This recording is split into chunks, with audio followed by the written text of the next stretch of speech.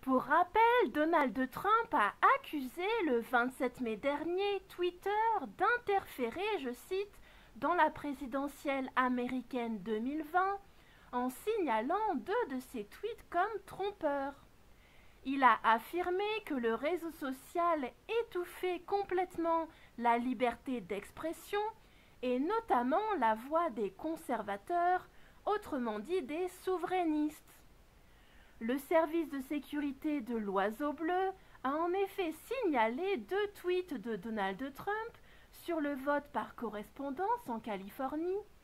Ces messages du président ont été marqués, identifiés par le réseau social comme nécessitant une vérification supplémentaire.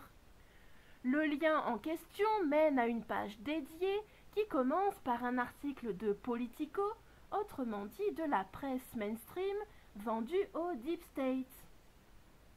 Quant à Jack Dorsey, cofondateur et PDG de Twitter, il a expliqué le 28 mai sur le réseau social que les tweets du président ont été libellés, inscrits dans le cadre de la politique d'intégrité civique, autrement dit de sécurité de l'État, car, je cite, ses propos sur le processus de vote par correspondance pourrait induire les gens en erreur en leur laissant croire qu'ils n'ont pas besoin de s'inscrire pour voter.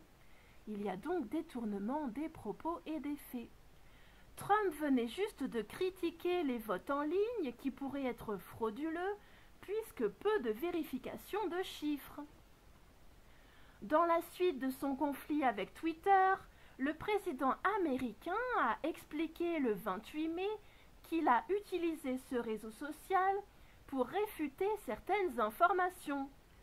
Selon Trump, il pourrait supprimer son compte du réseau social si des médias honnêtes apparaissaient dans le pays. Donc il serait à sa solde puisque les médias sont le quatrième pouvoir.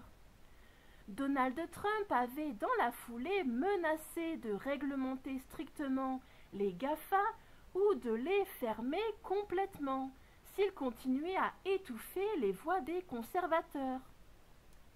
Après l'éclatement du conflit entre le président et les GAFA, l'Allemand Thomas Jarzembek, délégué au ministère allemand de l'économie numérique, des entreprises et de l'énergie, a invité le réseau de microblogage Twitter à emménager en Allemagne.